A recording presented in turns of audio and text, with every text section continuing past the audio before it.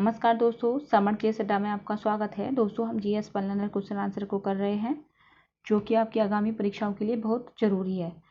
तो दोस्तों, इससे पहले हम जो जीएस की वीडियो बना रहे थे उसमें हमने हिस्ट्री को कंप्लीट कराया था और आज हम भारत का भूगोल से शुरू करेंगे। जो इंडियन ज्योग्राफी होती है वहाँ से अब जीएस के क्वेश्चन आंसर चलेंगे। जिसने अभी हिस्ट्री के वीडियो नहीं देखी हैं तो प्लेलिस्ट में जा करके उसको देख सकते हैं।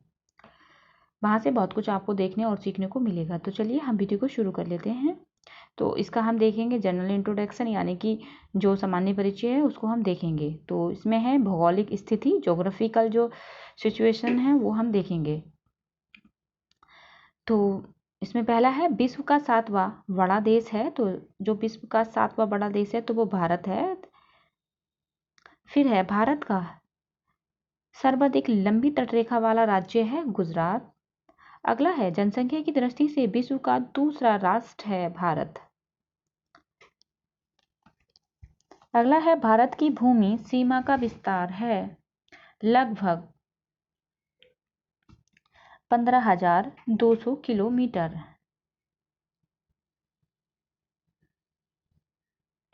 अगला है भारतीय उपमहाद्वीप का देश जहां राष्ट्रपति प्रणाली का शासन है तो वो है श्रीलंका। अगला है भारत में कन्याकुमारी अवस्थित है भूमध्य रेखा के उत्तर में।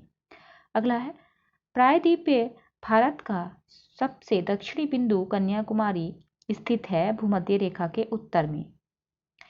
ये आपको लगा होगा अजीब, क्योंकि दो क्वेश्चन है एक ही लेकिन दो तरीके से रिपीट हुआ है। जो जीआईसी में है और ये है, इसलिए साथ साथ है तो आपको लगा होगा इसकी लैंग्वेज अजीब है। फिर है वह एक शहर जो कर्क रेखा के एकदम समीप है तो वो है कोलकाता। अगला भारत का वह नगर जो कर्क रेखा के सबसे नजदीक है तो वो उदयपुर यानी त्रिपुरा है।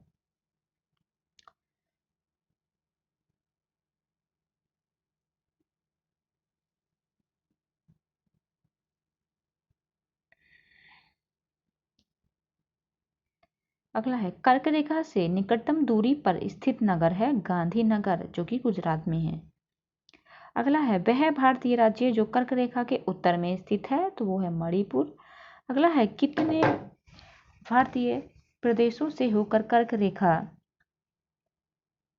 गुजरती है तो ये गुजरती है 8 राज्यों से होकर के। अगला है 80 डिग्री पूर्वी देशांतर और कर्क रेखा का मिलन बिंदु है मध्य प्रदेश। अगला है 10 डिग्री चैनल पृथक करता है अंडमान को निकोबार द्वीप समूह से। अगला भारत की प्रमाणिक मध्याह्न रेखा कहलाती है या कहलाता है। तो जो भारत की प्रमाणिक मध्याह्न रेखा है तो वो होती है 82 डिग्री 30 पूर्वी तक। जो 82 डिग्री 30 अक्षांश पे पूर्वी में प्रमाणिक मध्याह्न रेखा कहलाती है या कहलाता है। अगला है यदि भारत मानक समय यमो जो भारत का मानक समय है यमोत्तर पर मध्याह्न है तो 120 डिग्री पूर्वी देशांतर पर स्थानीय समय होगा तो वो होगा 14:30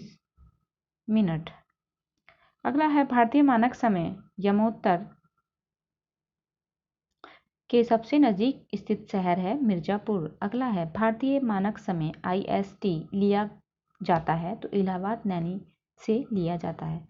अगला है मालदीव के साथ भारत की समुद्री सीमा बनाता है तो वो बनाता है 8 डिग्री चैनल। अगला है 9 डिग्री चैनल अवस्थित है तो ये अवस्थित है लक्षद्वीप तथा मिनिकॉय के बीच। अगला है यदि अरुणाचल प्रदेश में त्रिप में सूर्योदय 5 बजे प्रातः IST पर होता है तो गुजरात में कांडला में सूर्योदय का समय IST होगा लगभग 7 बजे प्रातः। जो 7 बजे के सुबह के 7 बज रहे होंगे वो गुजरात के कांडला में सूर्योदय होगा। अगला है भारत का वह राज्य जहां सूरज सबसे पहले दिखाई देता है तो वो है अरुणाचल प्रदेश। अगला है भारत का सुदूरस्थ दक्षिणी बिंदु है इंदिरा पॉइंट। अगला है भारत के नई सहस्त्री के सूर्योदय की पहली किरण किस देशांतर पर देखी तो यह है 92 डिग्री 30 चैनल पूर्व पर। अगला है भारत का ग्रीन बीच कहाँ जाने वाला स्थान है, यानी कि जो भारत का ग्रीन बीच कहा जाने वाला स्थान है तो वो है उज्जैन। अगला है रेड क्लिफ लाइन सीमा निर्धारित करती है भारत एवं पाकिस्तान के बीच।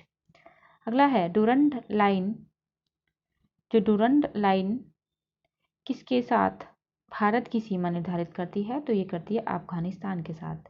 अगला पेज है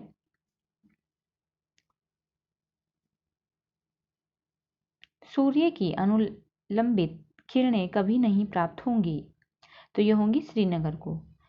अगला, यदि अरुणाचल प्रदेश में सूर्योदय का समय प्रातः 5 बजे है तो सौराष्ट्र में सूर्योदय का संभावित समय होगा 7 बजे, यानी कि 7 AM सुबह के। अगला है भारत का प्राचीनतम भाग है दक्कन का पठार। फिर है राज्य एवं संघ राज्य क्षेत्र, तो यह है भारत का वह राज्य जिसकी तटरेखा सबसे लंबी है, तो वो है गुजरात। अगला है सिलवासा राजधानी है दादरा एवं नगर हवेली की। अगला, भारत का सबसे बड़ा संघ राज्य जनसंख्या है तो है दिल्ली। अगला, सारनाथ स्थित है उत्तर प्रदेश में। अगला है भारत के केंद्र शासित प्रदेशों में से क्षेत्रफल में सबसे बड़ा है लद्दाख, जो कि 69,146 किलोमीटर पर है, 69,146 किलोमीटर स्क्वायर पर है। अगला है उत्तर पूर्व की 7 वाहिनियों के परिवार में 8वीं बहन शामिल हुई है, तो यह है सिक्किम। अगला है वह राज्य जो 3 तरफ से बांग्लादेश से घिरा है, तो वो है त्रिपुरा। अगला, भारत का सबसे छोटा क्षेत्रफल की दृष्टि से केंद्र शासित प्रदेश है लक्षद्वीप। अगला, वह शहर या नगर जो भारत के किसी राज्य की राजधानी नहीं है, तो वो है गुवाहाटी। अगला, सीमावर्ती देश है, यहाँ से देखेंगे तो जो मैकमोहन सीमा रेखा बनाती है, तो यह है भारत एवं चीन के बीच। जो मैकमोहन रेखा है ये भारत और चीन से संबंधित है। फिर है भारत के वे राज्य जो पाकिस्तान से सीमा बनाते हैं, तो यह है पंजाब, जम्मू कश्मीर, राजस्थान तथा गुजरात। अगला, भारत का वह राज्य जिसके 3 तरफ अंतर्राष्ट्रीय सीमाएं हैं, तो वो है त्रिपुरा। अगला, वह राज्य जिसकी सीमा बांग्लादेश और म्यांमार से लगी हुई है, तो वो है मिजोरम। अगला है म्यांमार सीमा के सहारे भारतीय राज्यों का उत्तर से दक्षिण का सही क्रम है, तो यह पहले आएगा अरुणाचल प्रदेश, फिर नागालैंड, फिर उसके बाद मणिपुर। मालदीव के साथ भारत की समुद्री सीमा बनाता है 8 डिग्री चैनल। अब है अन्य तथ्य को देखेंगे, तो भारत के प्रादेशिक जल क्षेत्र का विस्तार है तट से 12 समुद्री मील तक।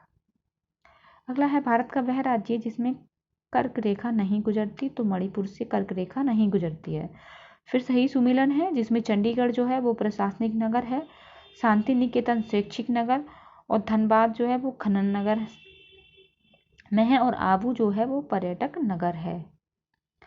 अब है पर्वतीय पठारी एवं मैदानी क्षेत्र, तो यह है बृहद हिमालय को इस नाम से भी जाना जाता है, तो बृहद हिमालय को हिमाद्री नाम से भी जाना जाता है। अगला है वह चोटी जो भारत में नहीं है, तो यह है गुरला, मंधाता एवं नामचा बरवा, ये भारत की चोटियां नहीं हैं। अगला है मध्य भारत में स्थित पहाड़ियों का पश्चिम से पूरब का सही क्रम है, तो यह है सतपुड़ा, फिर है महादेव, फिर है मैकाल और फिर है छोटा नागपुर। फिर है सबसे पुराना पर्वतीय क्रम है अरावली। तो दोस्तों ये थे कुछ GS बनल क्वेश्चन आंसर। अगर आपको अच्छे लगे हो तो चैनल को सब्सक्राइब करें, वीडियो को लाइक करें, शेयर करें और कमेंट्स करें। मिलते हैं नेक्स्ट वीडियो में।